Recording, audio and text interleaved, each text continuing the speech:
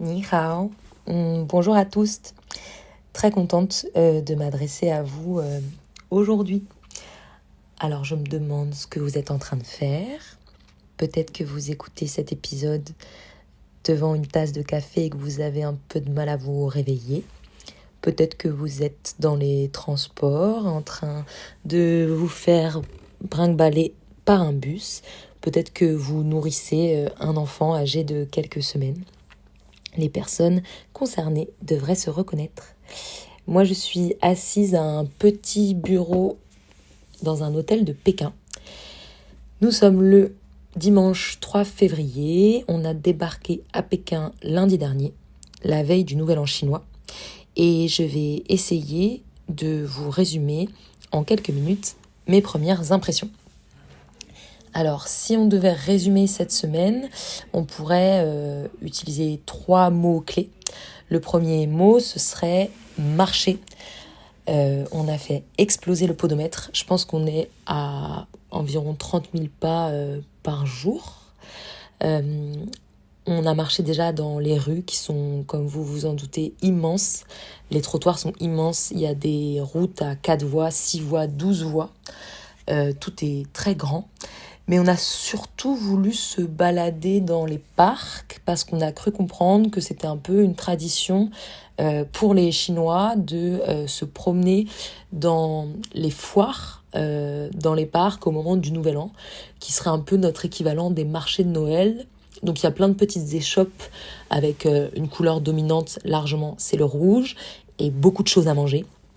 Des brochettes de fruits caramélisés, des petits bols de tripes épicées, des brochettes de poulpe, des gâteaux de riz sur des pics et beaucoup d'autres choses que je serais bien incapable d'identifier. L'apogée de ces balades dans les parcs a quand même été quand mercredi, Antoine a décidé d'aller dans un parc qui avait l'air de valoir le coup. Donc on a pris un taxi pendant une demi-heure pour débarquer à l'autre bout de la ville.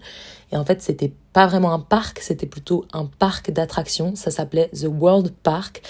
Et dans cet endroit, on a pu admirer des répliques en carton-pâte complètement défraîchies de tous les monuments importants de la planète. Donc on a pu se balader à côté de la Tour Eiffel, de l'Arc de Triomphe, de la place Saint-Marc de Venise, du palais d'Angkor. C'était superbe. Le tout accompagné d'une musique à la fois lancinante et saturée dans des haut-parleurs crachotants. Franchement, les gens qui travaillent là dans les différentes échoppes de nourriture ont les nerfs solides. Nous, on a vite renoncé. Le deuxième mot-clé, ce serait manger. Parce qu'on vit à l'hôtel et pour le moment, donc on doit manger au restaurant matin, midi et soir. Et ça c'est vraiment une épreuve, ça c'est vraiment dur. Non, évidemment, c'est trop bien. On se régale, même si au début de la semaine, ça a été un peu difficile. On savait pas trop quoi manger. On s'est fait un restaurant de fondue chinoise qui était un peu un attrape-touriste. Déjà parce que les prix étaient vachement plus hauts que tout ce qu'on a vu après. Ensuite, c'était pas très bon. Et on y a bouffé une espèce de pâte verdâtre terrible, qui au goût n'était pas si pire, mais dont l'odeur était tellement forte qu'à chaque fois qu'un client ouvrait la porte du restaurant, il y avait un petit vent qui nous ramenait cette odeur et on était au bord de la gerbe et on pense que c'est une espèce de tofu puant, quoi. Mais depuis, ça va mieux. On a mangé des petites crêpes typiques d'ici à la ciboule, qui sont des crêpes frites avec de l'œuf et badigeonnées au pinceau d'une espèce de pâte qui, je crois, est une pâte d'haricots rouges. Et ça, c'était super bon.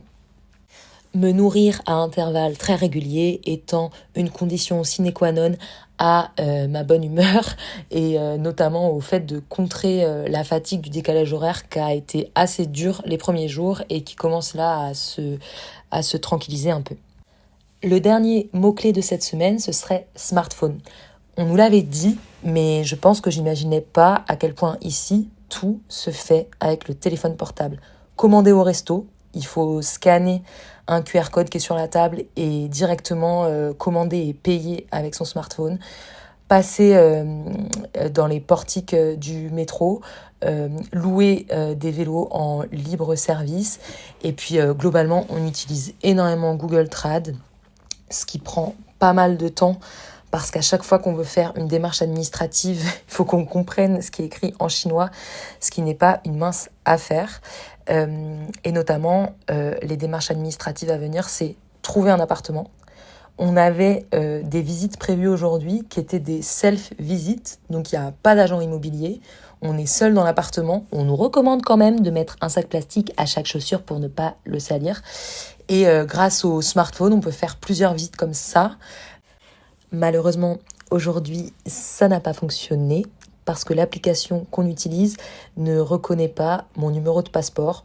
Donc on est en train d'essayer de chercher des solutions. Dans le prochain épisode, vous apprendrez donc si nous avons réussi à visiter et peut-être même à trouver un appartement à Pékin, si nous avons enfin réussi à effectuer les démarches administratives pour demander mon permis de résidence étudiante, et puis si vous avez des questions sur à quoi ça ressemble ici, n'hésitez pas à me les poser et puis j'y répondrai. Voilà, je vous embrasse. J'espère que tous les gens qui écoutent cet audio vont bien et je vous souhaite de continuer votre journée et votre soirée de la manière la plus douce possible. 再见